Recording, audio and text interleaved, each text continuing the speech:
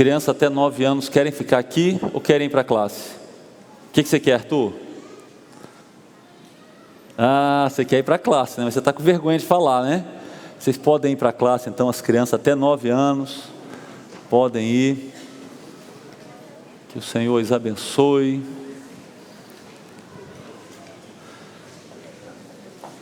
Uma alegria. Rony e Michele aí, ó, trazendo mais um bebezinho para a igreja. Família do irmão Silas dando uma contribuição também, né, irmão Silas? Irmão Silas e irmão Geraldo não se cabem, né, de alegria, né?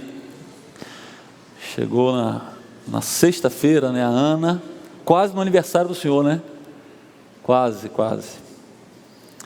Tá bom. Muito bom. Nós temos visitantes aqui também, são bem-vindos. É uma alegria recebê-los, né? Nós temos estudado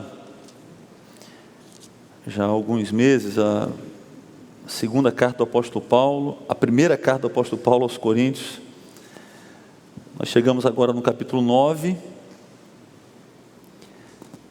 e eu gostaria de ler com vocês, então, a primeira parte desse capítulo, daqui a pouco, mas nós estamos ainda aqui, o apóstolo Paulo está tratando do tema da liberdade cristã, e ele nos oferece assim uma profunda explicação da sua autorrenúncia no capítulo 9.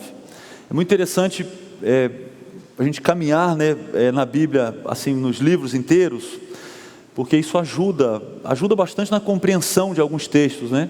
E também, como a gente tem dito sempre aqui, nos força a passar por alguns textos que nós não passaríamos. E aí, eu penso que isso nos ajuda. Hoje ele vai desenvolver, no capítulo 9, ele desenvolve o que ele falou no verso 13, no final do capítulo 8. Então nós vimos ali a questão da comida sacrificada, tal, e ele falando sobre a liberdade cristã. E no verso 13 ele diz: olha, portanto, se aquilo que eu como leva o meu irmão a pecar, nunca mais comerei carne, para não fazer meu irmão tropeçar. E agora no capítulo 9 ele vai dar um exemplo do que estava acontecendo, de uma postura dele, não é? E que estava gerando problema com os coríntios, porque aquela igreja era complicada. Pensem numa igreja complicada. Olha só, tem pastor complicado, mas tem igreja complicada também. A igreja de Corinto é uma que não nos deixa ignorar isso, que isso é um fato. E aqueles irmãos, eles estavam tão acostumados com as formas de liderança pagã do primeiro século, que eles não entendiam um pregador como o apóstolo Paulo. Então nos primeiros capítulos vimos a questão lá da sabedoria, que eles esperavam dele aquela sabedoria humana, esperavam eloquência, e ele frustrou, né? Os frustrou bastante com isso. E agora ele trata de um outro problema, né? O apóstolo Paulo não impunha a sua autoridade de qualquer maneira, ele não fazia as pessoas respeitarem a ele pela força, não era assim que ele agia. E aí existe na carta, eu tenho dito para vocês, nós temos visto isso aqui, existe um tom de defesa do apostolado de Paulo, né? E esse capítulo apresenta claramente esse tom, entendeu, Marcelo? Você vai perceber isso aí, tem um tom de defesa aqui, porque havia naquela carta que aqueles irmãos enviaram, e havia ali naquela igreja há uma rejeição, ou pelo menos um movimento de rejeição ao apóstolo Paulo. E é importante que não esqueçamos que o apóstolo Paulo foi alguém muito usado pelo Senhor, assim, um personagem destacadíssimo na história do cristianismo. Então já citei para vocês aqui uma matéria de um camarada não crente que ele falava sobre isso. Falou: se você conseguir destruir a autoridade do apóstolo Paulo, você destrói o cristianismo junto. Porque ele escreveu muito do que tem no Novo Testamento. O que nós seguimos como igreja cristã tem tudo a ver com o que ele ensinou. Naturalmente, ele recebeu de Cristo, né? Mas ele foi alguém que Deus usou de maneira muito ampla para o avanço do cristianismo. Não é à toa que ele sofreu tantos ataques, e por isso também, isso explica as defesas que ele faz, como veremos nesse capítulo aqui, não é? Mas nós seremos conduzidos pelo apóstolo Paulo até o verso 23, não hoje, nós vamos dividir o capítulo em duas partes, mas olha o verso 23 do capítulo 9, ele diz assim: faço tudo isso por causa do Evangelho, para ser coparticipante dele. Então, o apóstolo Paulo extremamente empenhado para o avanço do Evangelho, desde que ele foi chamado pelo Senhor Jesus, ele entendeu que ele recebeu de Cristo essa missão, e ele persevera nessa missão, mesmo diante assim, de muitos perigos, de grandes dificuldades, né? E aqui, o que nós vamos ler agora, né? O apóstolo Paulo ele vai dizer, praticamente nos 14 versículos que vamos ler agora, que é normal sustentar os obreiros. Ele vai dizer isso, olha, é normal. Naquele primeiro momento ali, os apóstolos, que eram missionários, pregadores do Evangelho, ele vai dizer, olha, é normal que se faça assim, é desejável que se faça assim, deve ser feito assim. Ele vai dizer isso de uma maneira bem particular, fazendo perguntas retóricas. Ele faz uma série de perguntas retóricas, que tem hora que a resposta vai ser positiva, tem hora que a resposta é negativa, não é? Mas ele vai conduzindo a sua argumentação dessa maneira. E aí, como eu já tenho dito para vocês aqui nas outras ocasiões, né? A gente só tem o lado de cada argumentação. Então, ele está tratando de um problema. Pelo jeito aqui, havia problema, olha só, alguns irmãos estranhavam muito o fato do apóstolo Paulo não aceitar a ajuda financeira daquela igreja. E eles o acusavam por causa disso, olha só. É isso que está acontecendo aqui. O apóstolo Paulo não vai pedir oferta para a igreja de Corinto. Ele não vai dizer, olha, quando eu estiver com vocês, eu quero que vocês me deem uma oferta, quero que vocês participem comigo. Ele não vai dizer isso. Ele vai dizer que o obreiro é digno do sustento, mas ele está se defendendo porque existem ataques por ele não receber ajuda daquela igreja. E esse era um costume dele. E alguns, pelo jeito, estavam argumentando que ele não recebia ajuda financeira, porque na verdade ele não tinha autoridade apostólica. E ele vai dizer, não é esse o caso. Por isso que o apóstolo Paulo não está mudando de assunto aqui, Mauro. Ele está falando sobre a liberdade cristã, o exercício da liberdade cristã, e ele fala sobre abrir mão de direito, bem seguindo o tema do capítulo 8, e também o que nós vamos ver ainda no capítulo 10 mais para frente, não é? Ele não mudou de assunto, parece que ele mudou, mas ele não mudou de assunto, e ao mesmo tempo ele faz uma defesa aqui do seu apostolado. Então nós vamos ver aí que digno é o trabalhador do seu salário. Antecipando aqui uma aplicação, o apóstolo Paulo ele fala do seu estilo de vida, que significa tomar a cruz e seguir a Jesus. Ele diz, olha, nós não podemos insistir nos nossos direitos. Enquanto defender os nossos direitos for o princípio que norteia a nossa vida, se isso for a nossa prioridade, nós não poderemos seguir o caminho da cruz, porque o caminho da cruz vai na contramão disso. O caminho da cruz é o caminho de abrir mão de direitos. Aliás, o caminho da cruz é o caminho de abrir mão da própria vida. Esse é o caminho da cruz, não é? E esse é o caminho que o apóstolo Paulo aponta para nós aqui, nesse texto, enquanto nessa primeira parte ensina que digno é o trabalhador do seu salário. Vamos ler aí capítulo 9, a partir do verso 1.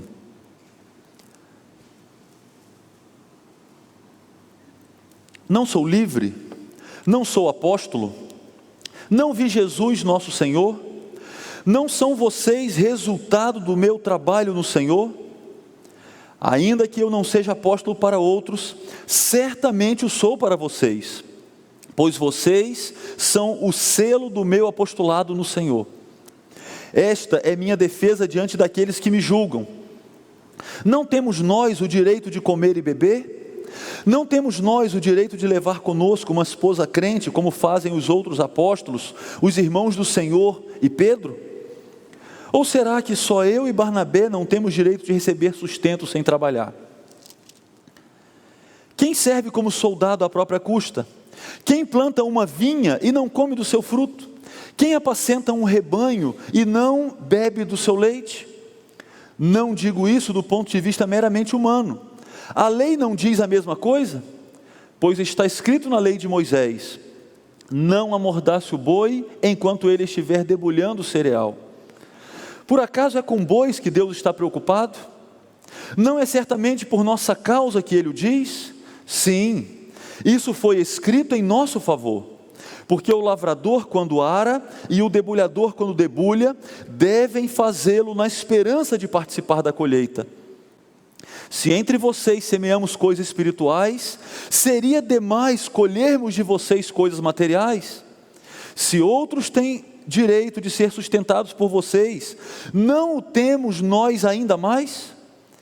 Mas nós nunca usamos desse direito.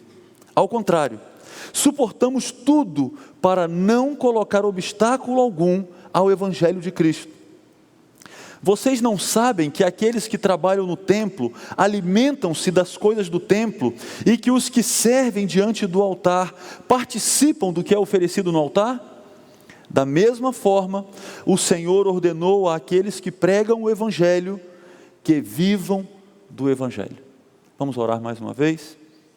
Senhor, diante da sua palavra, a que é santa, a que é precisa, a que é inerrante, que sonda os nossos corações, ó Deus, nós pedimos o teu socorro, a iluminação do teu Espírito, para sermos impactados, ó Deus, pela sua palavra. Ajuda-nos, ó Deus, aqui a todos nós, enquanto falamos, enquanto ouvimos, ó Deus, usa a tua palavra em nossas vidas, de maneiras que o Senhor seja glorificado. É a nossa oração em nome de Jesus. Amém.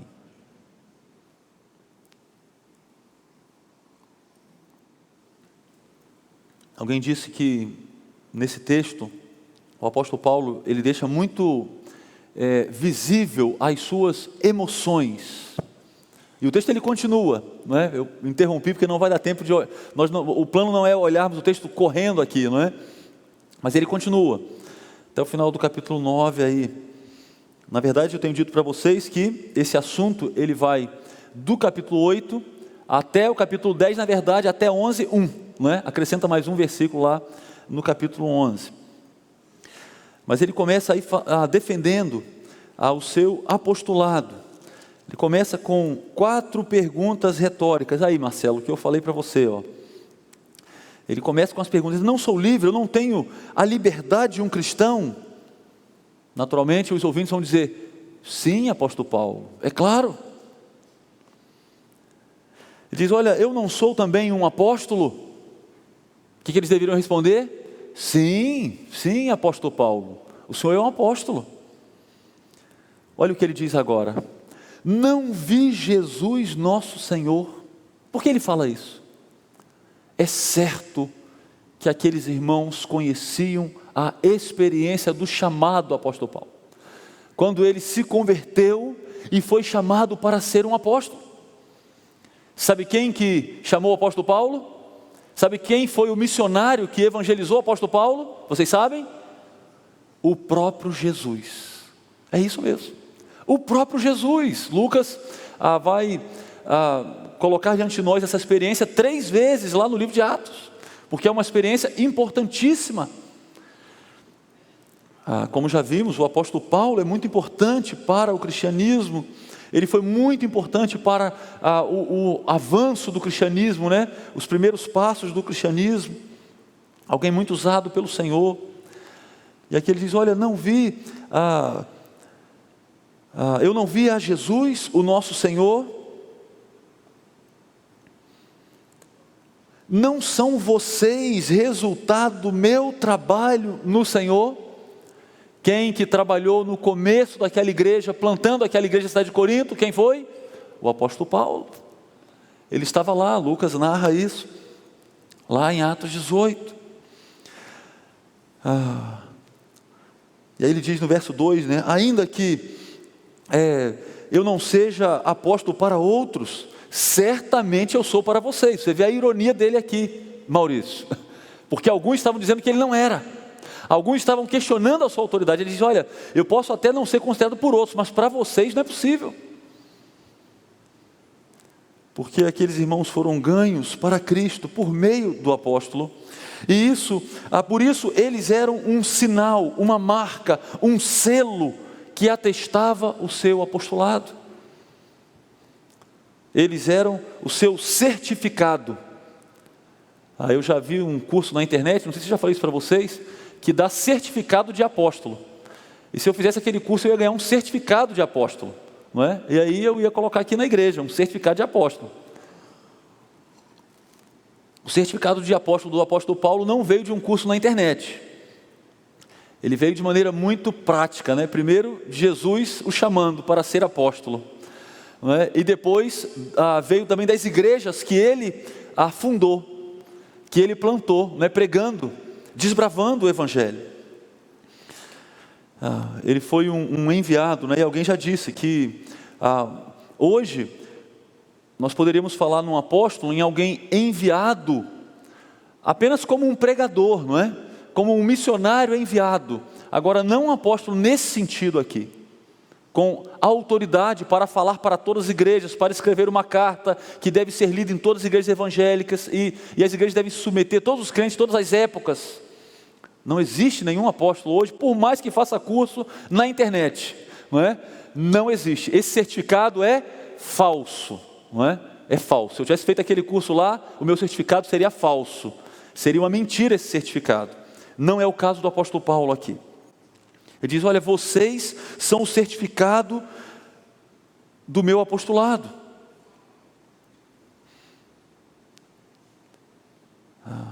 E aí ele apresenta a sua defesa diante daqueles que o estavam julgando, não é? E pelo jeito aqui, questionando a sua autoridade por ele não receber sustento. É possível que o orgulho coríntio, aliás, o famoso orgulho coríntio, esteja por trás de tudo isso. Mais uma vez o orgulho presente. E aí primeiro o apóstolo Paulo vai demonstrar que ele tem direito sim ao sustento, mas que ele decidiu abrir mão dele. Então seria muito fácil aqui, esse seria um texto muito fácil para alguém que quisesse dizer: olha, esse negócio de igreja, dá dinheiro para pastor e missionário, isso aí é uma coisa toda errada, não é? Esse aqui seria um texto fácil de ser usado para isso, se o apóstolo Paulo não fizesse o que ele fez nos versículos que nós lemos agora há pouco, não é? Porque ele vai dizer que ele não usava desse direito, mas primeiro ele vai dizer que existe sim um princípio de sustento dos ministros. Enquanto ele defende também o seu apostolado, não é? Embora rejeitasse daquela igreja o direito à ajuda financeira. E ele estava sendo examinado, né, ou julgado por eles em relação à sua autoridade apostólica. E ele diz: olha, de fato o ministro ele tem direito ao sustento. Aliás, ele fala sobre eles, né, o verso 4, né? Não temos nós o direito de comer e beber? E há um tema aqui, né, de comida e bebida, presente em toda essa porção maior. Mas aqui ele não está falando entre passar fome e comer, não é essa a ideia naturalmente. Ele está dizendo assim: não temos nós o direito de comer e beber patrocinado por vocês. Nós não temos esse direito, sustentado por essa igreja. Tem mais. Ele diz: nós não temos também o direito de levar uma esposa e ela também ser sustentada pela igreja. Lembram que ele já tratou sobre esse tema de esposa, não é? E ele vai defender o celibato. Naquela ocasião vimos que ele defende o celibato como um facilitador para o ministério, especialmente naquelas circunstâncias no primeiro século.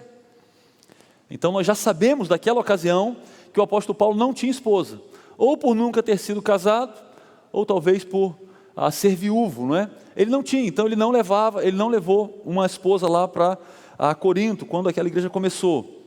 Mas ele diz: não temos nós esse direito, como fazem os outros apóstolos, que são casados, têm uma esposa, e a esposa acompanha na viagem missionária, e como fazem os outros apóstolos, e também os irmãos do Senhor e Pedro. Ele destaca Pedro. Aqui ele fala dos irmãos do Senhor, são os irmãos de Jesus, que nós ficamos sabendo aqui que se converteram. Não eram crentes antes, não é? Mas eles se converteram e eles estavam ativos também na pregação do Evangelho, com as suas famílias. Uma evidência, bíblica de que os irmãos de Jesus aceitaram o senhorio dele depois da sua ressurreição e eram missionários ativos. Ele destaca o apóstolo Pedro, muito conhecido também daqueles irmãos. Ele diz, olha, só eles têm esse direito, nós também não temos. Ou será que só eu e Barnabé não temos direito de receber sustento sem trabalhar? Você consegue imaginar o semblante do apóstolo Paulo fazendo essas perguntas? Você imagina o apóstolo Paulo falando assim, vocês acham que só eu... Ele está falando assim? Não. Ele está dizendo, puxa vida, vocês não conseguem entender isso? Isso está tão evidente. Será que... e pelo jeito aqui, não é? Ele e Barnabé eram conhecidos por terem exercido uma ocupação remunerada enquanto evangelizavam. Essa é a ideia dele. Ele não está falando de ficar na rede, e sem fazer nada. Não. Ele está falando de abrir mão do trabalho para ter remuneração e ser remunerado pelo trabalho do ministério.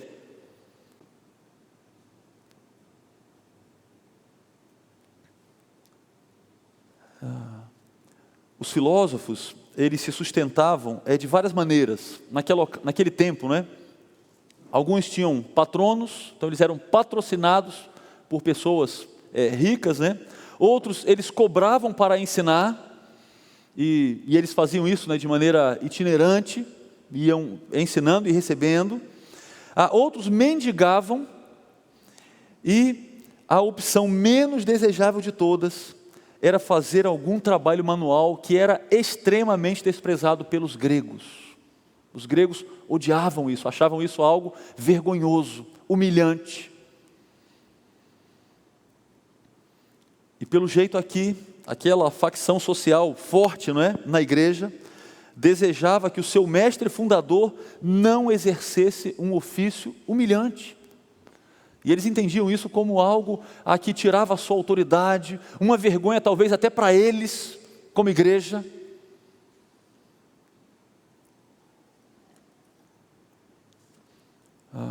E aí, pelo jeito, comparavam o apóstolo Paulo com os outros apóstolos, e mais motivo para desprezá-lo.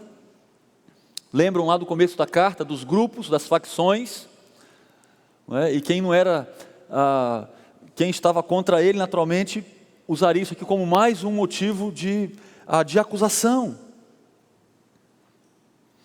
No verso 7, ele dá algumas ilustrações da vida, da sabedoria comum, que aliás é muito interessante. Com sabedoria, com um pouco de bom senso, nós aprendemos muitas coisas, muitas coisas mesmo. E ele faz isso agora, sempre fazendo perguntas. Ele diz, olha, o direito ao sustento era tão óbvio para os ministros, como o direito dos soldados de receberem o soldo e também receberem as condições para lutarem. Ele diz, olha, um soldado ele não é convocado e aí dizem para ele, olha, agora você compra o seu fuzil, você prepara a sua comida e você compra a roupa que você vai usar, a sua bota. Ele diz, não é assim. Ele recebe as condições para exercer a sua função. O mesmo acontece com quem planta uma vinha. É claro, quem planta uma vinha, planta essa vinha na expectativa de desfrutar dela. O mesmo acontece com quem apacenta um rebanho. Os pastores, eles se alimentam do rebanho. E aqui ele está fazendo perguntas, argumentativas com uma resposta negativa. Quem serve como soldado à própria custa? Ninguém, apóstolo Paulo, é claro que não. O soldado ele vai ser mantido, O mesmo acontece com quem planta vinha, com quem cuida de um rebanho. Na vida cotidiana, a pessoa espera ser sustentada pelo seu próprio trabalho. É assim, isso é natural, ele diz. Mas ele não para aí. Ele diz, olha o verso 8, não digo isso do ponto de vista meramente humano. A lei também não diz a mesma coisa. Antes que vocês venham dizer para mim que eu esqueci as Escrituras, vai aí uma lembrança do que a lei diz. E aqui ele cita Deuteronômio 25, 4. Não amordace o boi enquanto ele estiver debulhando o cereal. Ele está dizendo que Deus dá aos homens a ordem de permitir que um boi coma um pouco do grão que ele está ajudando a cuidar, a tratar. Olha só, isso estava lá na lei, extraordinária lei, não é? Com princípios extraordinários. O homem põe o animal para trabalhar para ele, mas Deus estipula que o homem deve cuidar desse animal, porque aquele boi pertence à grande criação de Deus. Então o ensino lá era o seguinte: não seja mesquinho com o seu animal que te serve com o trabalho dele. Olha só, Batista, que coisa. Não seja mesquinho com o animal que está te servindo. É o que a lei dizia para o dono daquele animal. Não seja mesquinho com ele, não amordace a boca dele, deixa que ele coma um pouco do cereal enquanto ele trabalha. Não seja mesquinho. E só isso aqui dava uma pregação, né? Não seja mesquinho com aquele que te serve. Mas o apóstolo Paulo, ele está argumentando aqui do menor para o maior. Olha só, ele cita amordaçar, para não amordaçar a boca do boi. Mas ele vai argumentar do menor para o maior. Ele diz assim: se Deus quer que o fazendeiro tome conta do seu animal, você acha que ele não requer que o homem cuide melhor ainda do seu semelhante? Ele está dizendo assim: se Deus está dizendo que nenhum boi deve ser tratado com mesquinhez, como nós vamos tratar as pessoas?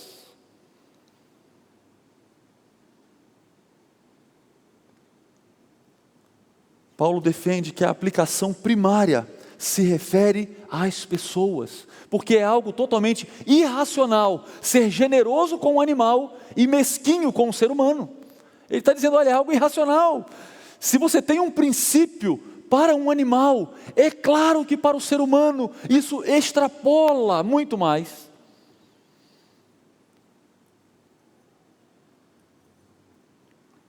Um parênteses breve aqui, não é? Fiquei pensando nas nossas relações trabalhistas. Então, as pessoas que nos servem por meio do seu trabalho, lembrar desse princípio da lei deve trazer grande impacto para nós, quando estamos diante de pessoas que nos servem por meio do trabalho delas. Nós não podemos ser mesquinhos com aqueles que nos servem, não podemos. E há uma facilidade muito grande para sermos mesquinhos, porque, de maneira geral, quando alguém nos serve com o seu trabalho, ela está na condição de servo, não é? E aí, a gente está por cima, e aí é a hora que o coração aparece. Uma vez eu vi um garotinho, muitos anos atrás, um garotinho num restaurante, e nós estávamos almoçando junto com a família dele, e o talher caiu no chão. E aquele garoto fez questão de esperar alguém vir pegar o talher. Só que o talher caiu do lado dele. Não é? E ele demonstrou uma pose ali. E olha só, não tem pecado do garçom ir lá e pegar o talher, não tem nada disso. Mas aquele menino, novinho, eu não lembro agora quantos anos ele tinha, muito novo, né? Mas eu percebi que ele demonstrou assim, que ele já tinha aprendido a ser servido. E ele gostava disso. E ele estava do lado dos pais dele. Um perigo isso, um perigo. Muito joia lembrar disso aqui, né? Quando alguém estiver trabalhando na sua casa, quando alguém estiver preparando aquela carne maravilhosa que você comprou, não é? Cara, muito boa, não é? é um princípio bom para lembrarmos, para não sermos mesquinhos com aqueles que nos servem. Um princípio excelente, excelente. E veja bem, para todos nós, porque veja bem, todos nós somos servidos pelo trabalho de outros. Todos nós. Todos nós. É claro que alguns são mais servidos do que outros, mas todos nós somos servidos de alguma maneira. O lavrador, o apóstolo Paulo diz, ele trabalha na esperança de ser recompensado pelo seu esforço.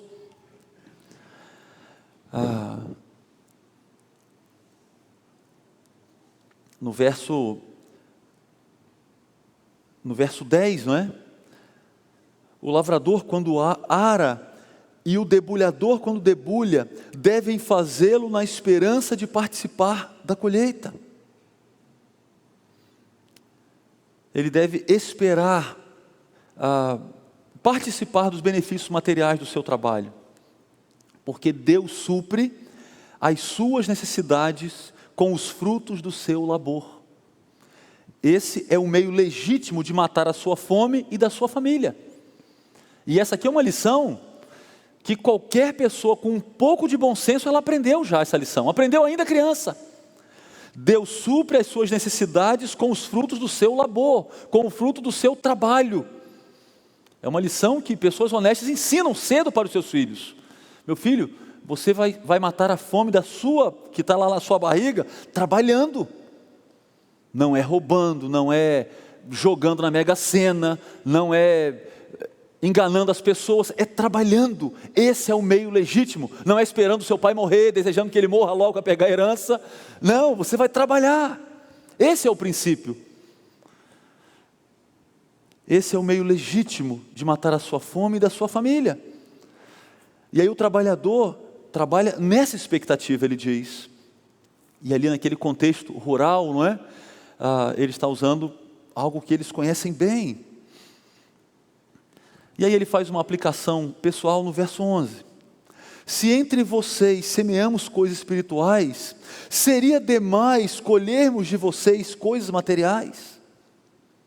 Paulo semeou o evangelho em Corinto, e ele está dizendo o seguinte: era justo que ele recebesse recursos materiais para a manutenção da sua vida. Ele semeou verdades espirituais, e seria justo receber recursos materiais para a manutenção da sua vida. Mais uma pergunta no verso 12, eu disse para vocês que são muitas perguntas, são mais de 10 perguntas, não é? Se outros têm direito de ser sustentados por vocês, não o temos nós ainda mais?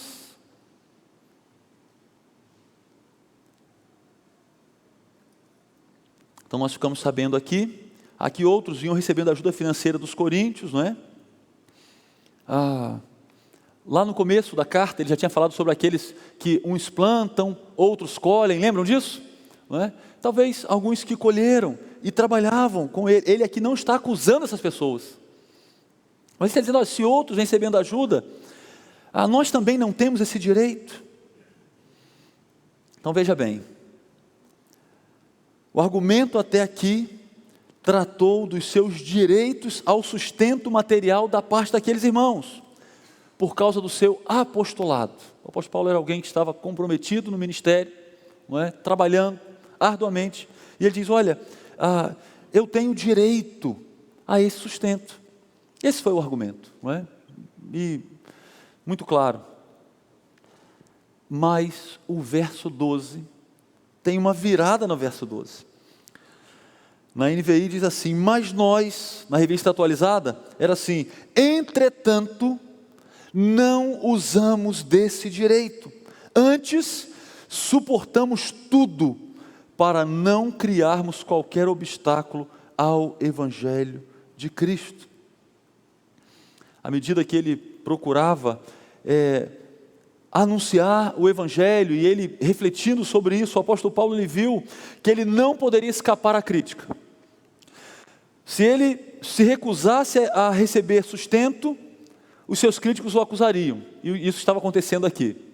Mas se ele aceitasse ser sustentado, eles o chamariam de ganancioso, então não tinha para onde correr. Acusado ele seria de alguma forma, como de fato foi, muitas vezes. Mas lá em Atos 18, nós ficamos sabendo que o apóstolo Paulo ele fabricava tendas para o seu sustento.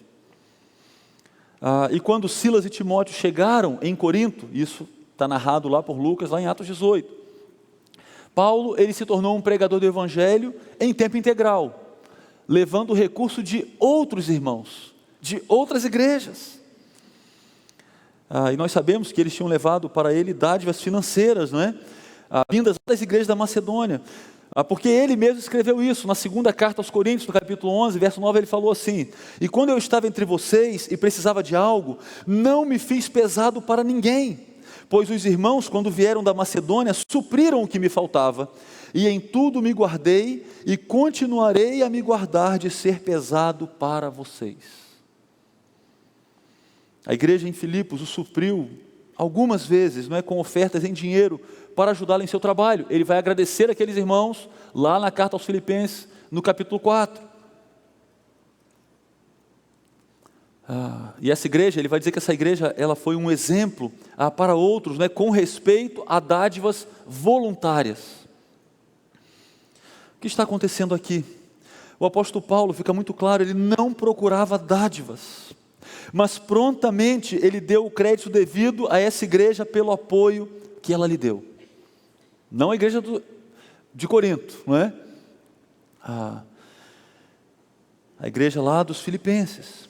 Paulo ele se recusa a usar o direito de ser sustentado materialmente, para que ninguém se ofenda com o evangelho que ele prega.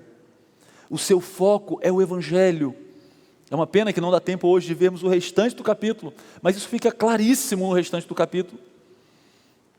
Ele prefere suportar dificuldades, é o que ele diz aqui, para não criar obstáculos na pregação do evangelho.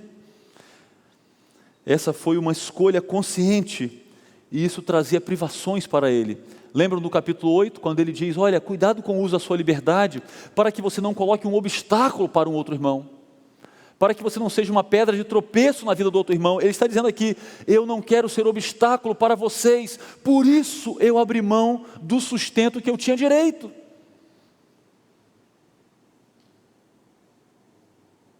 Por isso, ele prefere suportar dificuldades. Quando lemos a carta aos Tessalonicenses, nós vimos que ele já fazia isso lá naquela ocasião. Ele não queria obstruir, mas facilitar a pregação do evangelho, porque o apóstolo Paulo é um homem com uma única paixão: o evangelho de Cristo. Isso aquece o seu coração, isso move o seu coração, isso move as suas pernas, isso o levanta da cama todos os dias, isso faz trabalhar arduamente, isso faz com que ele tenha contato com pessoas, faça viagens, algumas delas perigosíssimas, sofra perseguição. Quando surge então a escolha entre os seus direitos e os outros ouvirem o evangelho, não há absolutamente escolha alguma, porque tudo o que atrapalha deve ser posto de lado. É isso que ele está falando. Mas olha a ironia: ele está sendo acusado por não receber o sustento, ele está sendo desprezado por não receber o sustento. Ao pregar o evangelho gratuitamente, ele consegue ilustrar ainda mais a natureza gratuita do evangelho. Eu fiquei pensando aqui na igreja, não é, a postura da igreja em relação a não crentes. Nós falamos aqui na igreja algumas vezes, e talvez devemos falar ainda mais, não é? O tempo que nós temos aqui de ofertas não é um tempo dedicado para você que não é um crente em Jesus Cristo, para você que não é membro dessa igreja. Não é. Nós não atraímos pessoas aqui para virem aqui dar dinheiro para a igreja. Não. Nós não cobramos entrada na porta da igreja, ou não cobramos também ou na hora da saída, né? Não cobramos, não. E você que nos visita e talvez fique constrangido na hora do ofertório, não se sinta constrangido. Não, olha só, esse tempo não é para você dar o seu dinheiro. Nós não queremos o seu dinheiro, Jesus quer a sua vida. Receba o evangelho de graça, porque o evangelho é pela graça. Nós não vendemos o evangelho aqui, e não podemos vender.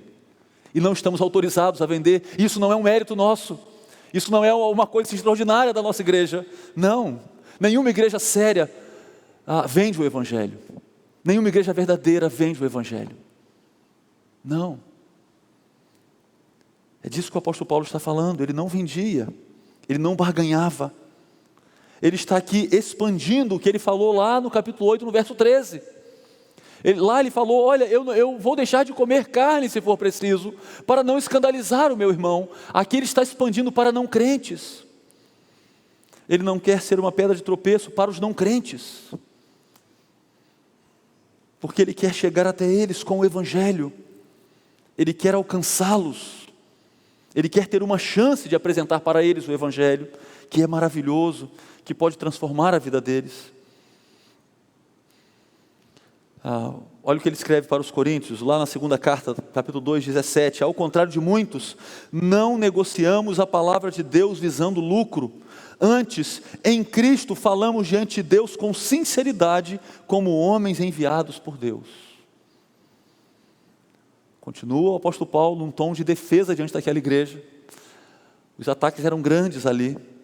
Escrevendo aos Tessalonicenses, lá no capítulo 3, agora o contexto era outro, era falando sobre a questão, era combatendo a preguiça. Olha como ele escreveu, 2 Tessalonicenses 3, a partir do verso 7, pois vocês mesmos sabem como devem seguir o nosso exemplo, porque não vivemos ociosamente quando estivemos entre vocês, nem comemos coisa alguma à custa de ninguém, ao contrário, trabalhamos arduamente, com fadiga, dia e noite, para não sermos pesados a nenhum de vocês, não porque não tivéssemos tal direito, mas para que nos tornássemos um modelo para ser imitado por vocês.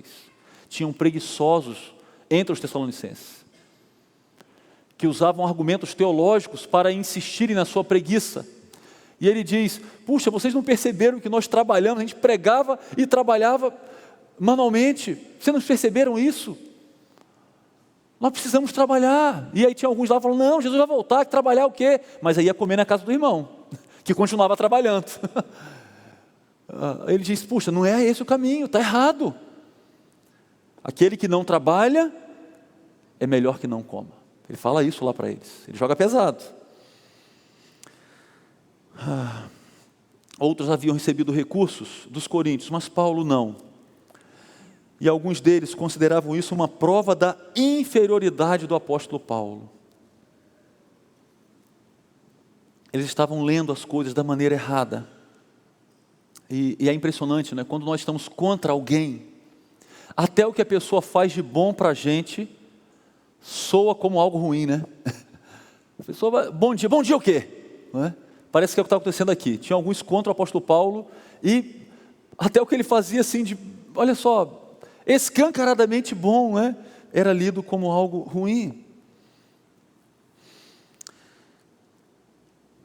Ele não parou.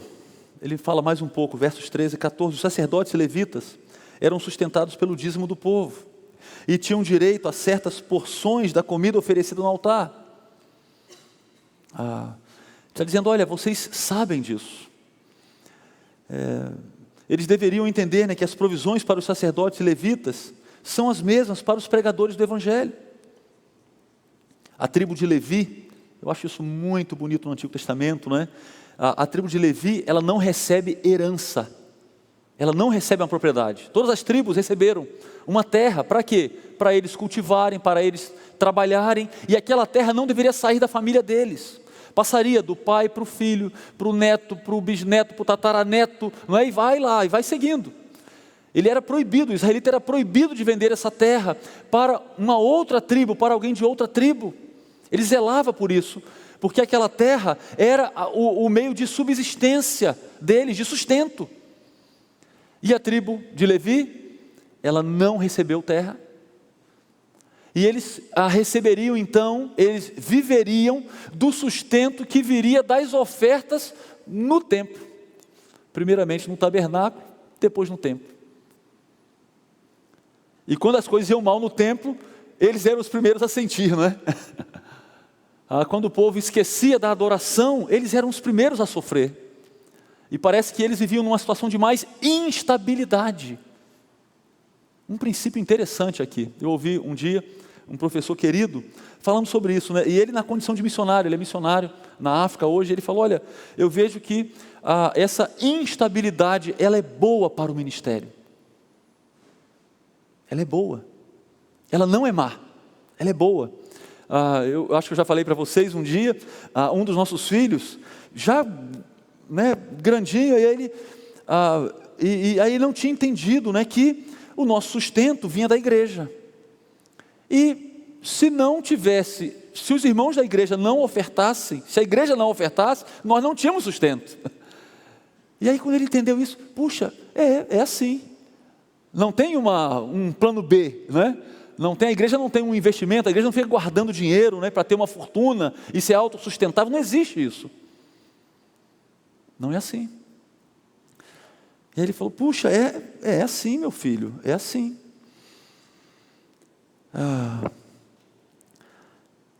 O apóstolo Paulo, no verso 14, ele agora cita Jesus. Ele diz, da mesma forma o Senhor ordenou àqueles que pregam o Evangelho, que vivam do Evangelho. Pelo jeito ele está citando Lucas 10, né? Também o texto lá de Mateus, quando Jesus fala assim, fiquem naquela casa e comam e bebam o que lhes derem, pois o trabalhador merece o seu salário. Paulo amplia o ensino de Jesus, dizendo que aqueles trabalhadores que se dedicam completamente à pregação e ao ensino do Evangelho, devem ser sustentados pela igreja. E ele vai repetir isso algumas vezes em outras cartas. Chegamos aqui no final das perguntas do apóstolo Paulo, mas eu tenho aqui algumas aplicações finais. Os ministros do Evangelho têm direito a serem sustentados pela igreja.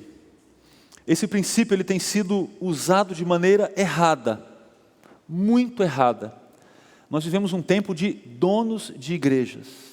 Pessoas abrem igrejas como elas abrem um comércio. Impressionante.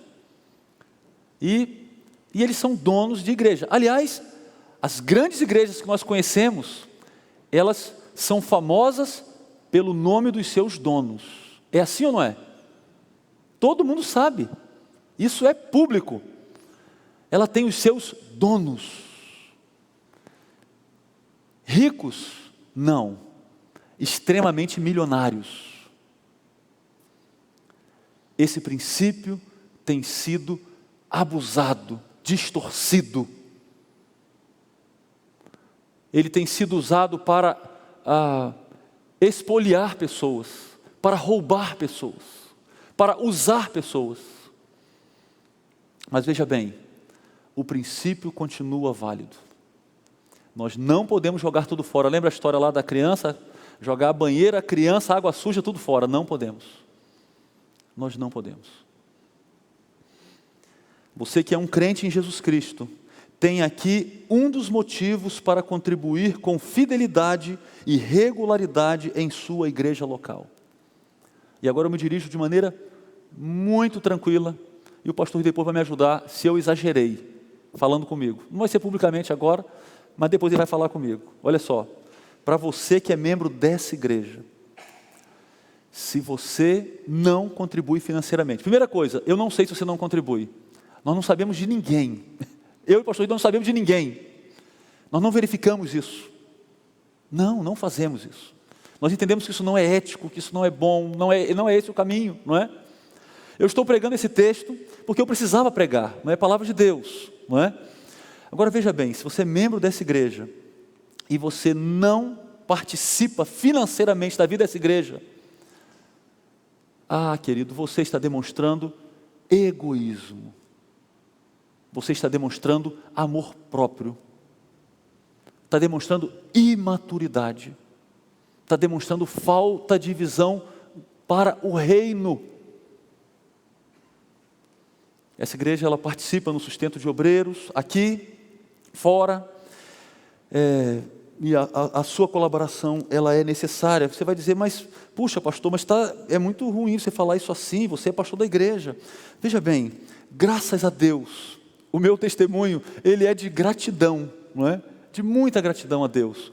No dia 2 de fevereiro de 2001, a empresa que eu trabalhava deu baixa na minha carteira. No dia 2 de fevereiro de 2001. E graças a Deus, de lá para cá, essa igreja tem participado do meu sustento desde aquela ocasião. Nunca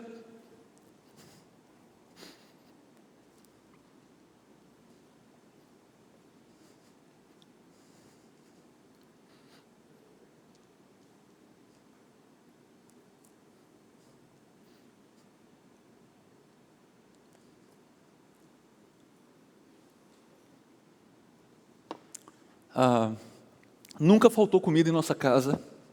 O meu chefe na empresa que eu trabalhava, ele ficou muito inconformado. Ele falou: mas como que você vai viver? Você casou agora. Como que você vai viver? E ele não entende que existe uma organização na igreja. Ele não entende. Ele conhece as loucuras da TV, não é? Queridos, eu falo isso com muita gratidão a Deus, não é? Olha só, nunca faltou comida em nossa casa. Nunca o sustento atrasou. Nunca o sustento falhou. Nunca. Então tem muita tranquilidade para falar sobre isso aqui. Muita tranquilidade.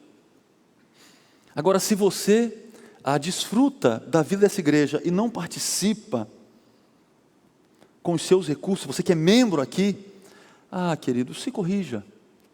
Se corrija com o Senhor. Não é com essa igreja. É com o Senhor. Se corrija com o Senhor. O apóstolo Paulo aqui, ele argumenta, ele está falando do sustento dos obreiros, mas eu penso que nós temos aqui princípios claros de participação do sustento do reino, não é? E inclusive na postura dele, porque veja bem, você não tem como você racionalizar e dizer assim: está vendo, esse aí é um pastor de verdade, um missionário de verdade. Se você pensar assim, você não entendeu nada que o apóstolo Paulo falou, porque ele fala que ele abre mão do direito dele. E se você não contribui, você não está fazendo a sua obrigação. Aqui ele está falando de ir além. É isso que ele está falando. A legislação brasileira, ela protege as igrejas corretamente. O pastor e o missionário não têm vínculo empregatício. O que eles fazem é exercício da vocação. Então o que a igreja faz em termos de sustento dos obreiros, né? O pastor Genésio está lá no Sergipe há mais de 10 anos. Nós não temos um contrato de trabalho com o pastor Genésio. Sabe o que nós assinamos como igreja e ele assinou como missionário em termos de sustento financeiro? Sabe o que assinou? Nada. Não tem nenhuma assinatura, não tem nada. Qual o contrato que você tem com a igreja aqui de sustento? Está aqui há 29 anos, não é? Não existe contrato, não existe uma assinatura, porque o nosso vínculo não é trabalhista. A igreja nos sustenta não é porque a lei impõe isso, não, isso é algo voluntário. Eu me alegrei de pensar nisso, não é? A igreja não é obrigada pela lei trabalhista. O relacionamento pastor-igreja não se baseia num contrato financeiro. Eu dou graças a Deus pela generosidade, fidelidade e constância dos meus irmãos. Há aqui a disposição de abrir mão de direitos por amor ao Evangelho. Você é livre porque o Evangelho nos libertou. Nós somos livres porque o Evangelho nos libertou. Mas você e eu devemos estar dispostos a abrirmos mão dos nossos direitos por amor ao Evangelho. O princípio colocado por Paulo é esse: é recomendável abrir mão de direitos por amor. Esse princípio continua valendo aqui. E quando fala de dinheiro, os ânimos eles dão uma crescida. Uma palavra de cautela: se o Senhor tem dado a você a capacidade de ganhar mais recursos materiais, cuidado com a arrogância de achar que o seu dinheiro compra tudo. É muito ruim para uma igreja quando um ou alguns membros acham que podem comprar o pastor e a igreja. Parece que alguns ricos de Corinto se sentiram ofendidos com a recusa do apóstolo Paulo em receber o dinheiro deles. Cuidado, cuidado. Se Deus te der recursos, cuidado com a arrogância. Não pense que você pode comprar uma igreja. Não pense que você pode comprar um pastor. Não faça isso. Não é esse o bom uso dos seus recursos que Deus te der. E para finalizarmos, se um pastor ou missionário citasse esse texto numa questão trabalhista, ele cairia do cavalo quando alguém lesse a continuação do texto, não é? Então está lá num julgamento, uma questão trabalhista, ele está requerendo da igreja recursos financeiros, e aí ele cita, olha, o apóstolo Paulo disse assim. E aí na hora que alguém falasse, mas ele também disse assim, eu abri mão desses direitos. Ele estabelece o direito e ele diz, eu abri mão.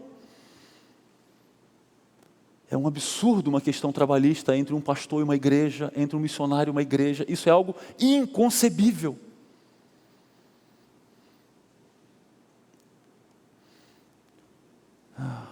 Totalmente inconcebível. Esta é uma das principais passagens que deixam muito claro que as pessoas que se dedicam à obra do ministério são merecedoras do sustento material. Mas o motivo de Paulo se referir a isso é para afirmar que ele abriu mão desse direito. Então o lema aqui é: nenhum obstáculo para o evangelho. Imagine o escândalo de uma causa judicial entre um pastor e uma igreja, ou um missionário e uma igreja, brigando por dinheiro. Isso é um escândalo. Isso é um obstáculo para o evangelho. Isso é uma vergonha que não deve acontecer. Eu gosto do título de um livro do pastor John Piper. Aqui o título é assim: Irmãos, nós não somos profissionais. E ele escreve para pastores naquele livro. Irmãos, nós não somos profissionais. Eu gosto de lembrar desse título e esse livro, aliás, eu quero relê-lo agora de novo. Toda a minha vida deve ser orientada pelos interesses do reino eterno de Cristo. Amém. Se você quiser, você pode ficar em pé mais uma vez. Nós vamos orar.